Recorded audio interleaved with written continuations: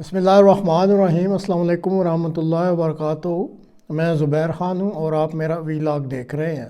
Germany Europe کا پھر leader بننے جا رہا، یہ ہے وہ موضوع جس پہ آج مختصراً بات کی جائے گی۔ پولینڈ میں گزشتہ ماہ عام انتخابات ہوئے تھے۔ 460 ممبران پر مشتمل قومی اسمبلی میں سال 2015 سے حکومت کرنے والی سیاسی پارٹی PIS کا اب حکومت میں رہنا مشکل نظر آ رہا ہے۔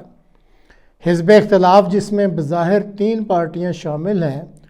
انہوں نے کولیشن بنا کر مستقبل میں حکومت سنبھالنے کا پلان بنا لیا ہے، کیونکہ ان کی سیٹوں کی کل تعداد 248 بنتی ہے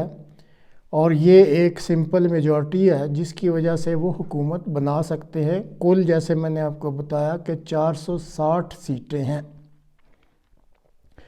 نئے انتخابات کے بعد PIS پارٹی سے تعلق رکھنے والے وزیر اعظم نے استعفیٰ دے دیا ہے تاکہ نیا وزیر اعظم منتخب ہو سکے۔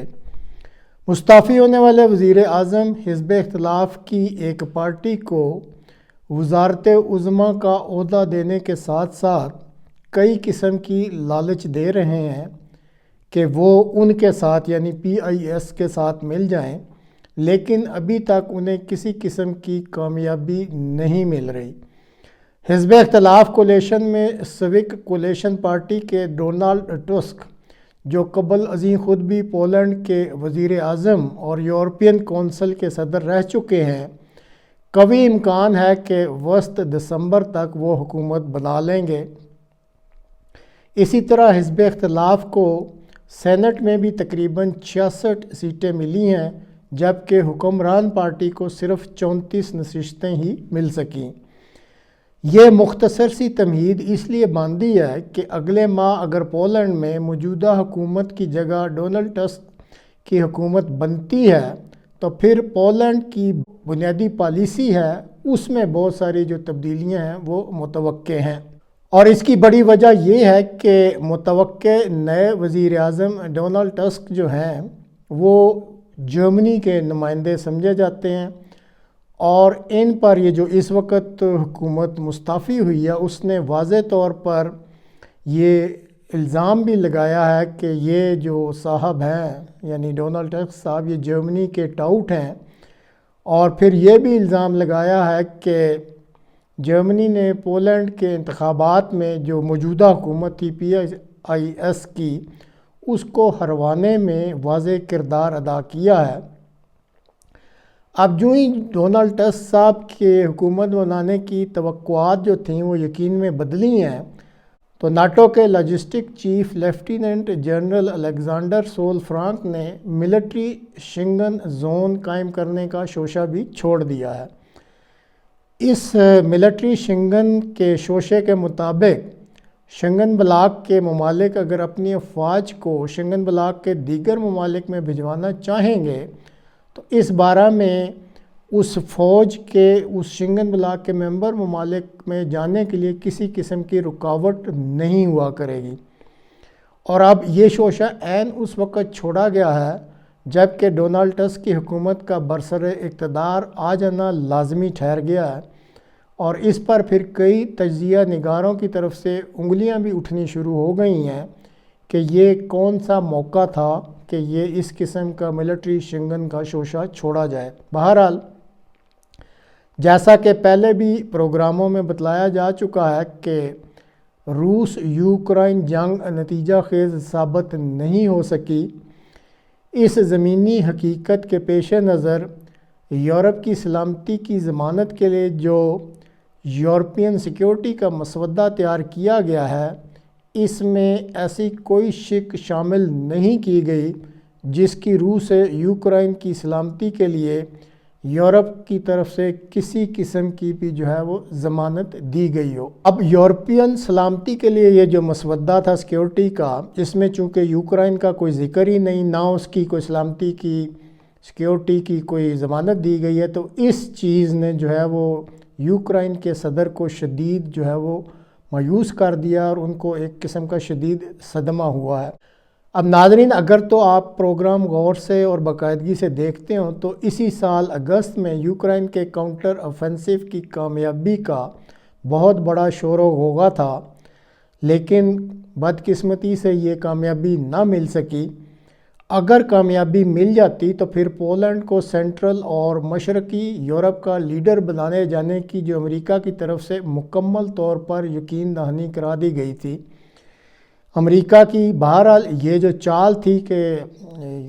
پولینڈ کو سینٹرل اور مشرقی یورپ کا لیڈر بنانا، جرمنی کو کسی صورت بھی منظور نہیں تھی، اور ایک یہ بھی وجہ تھی کہ اسی لیے پھر یوکرائن روس جنگ میں جرمنی نے جو مؤثر کردار ادا کر سکتا تھا اس نے وہ مؤثر کردار ادا نہ کیا۔ اور پھر ساتھ ہی پولینڈ میں ہونے والے یہ جو ابھی حال ہی میں انتخابات ہوئے ہیں پچھلے ماہ، اس میں بھی ڈونلڈ ٹسک کی ہم خیال پارٹیوں کو انتخابات جتوانے کے لیے جرمنی جو کچھ کر سکتا تھا اس نے کیا۔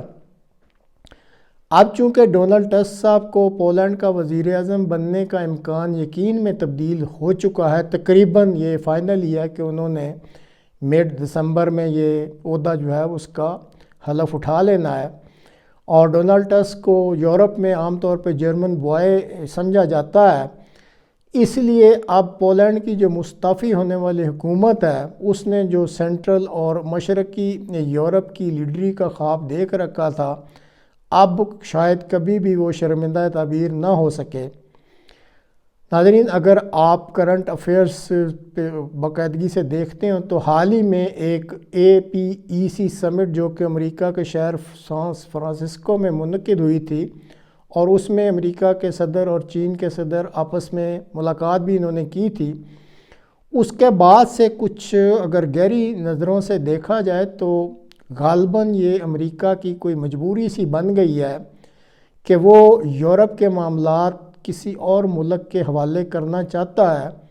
کیونکہ اسے ایشیا میں اب ہر صورت چین کا جو وہاں پہ اثر و رسوخ بہت تیزی سے بڑھ رہا ہے، وہ چاہتا ہے کہ اس پہ کچھ بند باندھ سکے۔ تو ایک وقت میں وہ بہرحال دو محاذوں پر پوری توجہ نہیں دے سکتا، تو اس لیے اس کانفرنس کے بعد ہی امریکہ کے خیالوں میں یہ تبدیلی آئی ہے کہ اس نے جو یورپ کی رہبری یا سرداری ہے وہ اب کسی اور کے حوالے کرنی ہے، تو یہ اب اس کی مجبوری ہے۔ اب جیسے پہلے بھی کہا تھا کہ بدقسمتی سے وہ تو ایکسپیکٹ کر رہے تھے کہ یہ جو کاؤنٹر آفینسو ہوگا اس میں یوکرائن کامیاب ہو جائے گا، کیونکہ یہ آلموسٹ ناٹو کی پروکسی وار چل رہی تھی، لیکن چونکہ یوکرائن کامیاب نہیں ہو سکا، اور پھر دوسری طرف جو جرمنی ہے اس کی کوششوں سے جو پولینڈ کی جو حکومت تھی انتخابات میں جو واقعی امریکی نواز تھی وہ بھی نشستیں جو ہے مطلوبہ حاصل نہ کر سکی، اور وہ اب اس پوزیشن میں نہیں ہے کہ وہاں حکومت بنا سکے،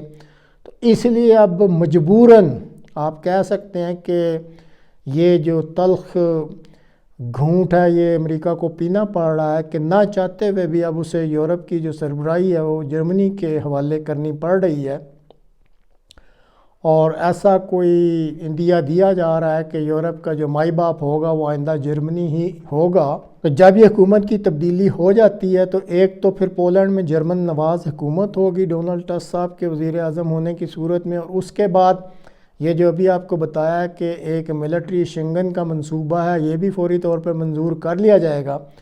تو جو ہی یہ پھر منصوبہ منظور ہوگا تو پلاننگ یہ ہے کہ جرمنی کی پھر جو دفاعی افواج ہیں وہ بڑی تعداد میں پولینڈ میں تعینات کر دی جائیں گی، تاکہ روس کو کم از کم جو یورپین یونین کی طرف مداخلت کی پاسبلٹی ہے اس سے باز رکھا جا سکے۔ ناظرین، آپ نے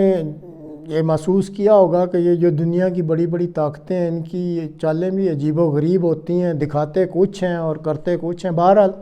یہ دنیا کا سسٹم ایسے ہی ہے، جن کے پاس طاقت اور اختیار ہوتا ہے وہ اپنی مرضی ہی کرتے ہیں۔ تو اب دیکھتے ہیں کہ اگلے چند ہفتوں میں یہ جو نیا معاملہ اٹھ رہا ہے کہ مشرقی یورپ اور سینٹرل یورپ کی جو سربراہی ہے وہ پولینڈ کی بجائے اب جرمنی کے حوالے کی جانی ہے، تو اس ساری صورتحال میں کیا جو سچویشن بنتی ہے اور جو آپ کے سامنے تفصیل رکھی ہے اس کے پیش نظر آئندہ چند ہفتوں میں جو بھی صورتحال سامنے آئے گی تو اس کے بارے میں پھر آپ کو کسی پروگرام کے ذریعے مطلع کر دیا جائے گا۔ آج تک کے لیے اتنا ہی، اگلے پروگرام تک کے لیے اجازت دیجیے، خدا حافظ۔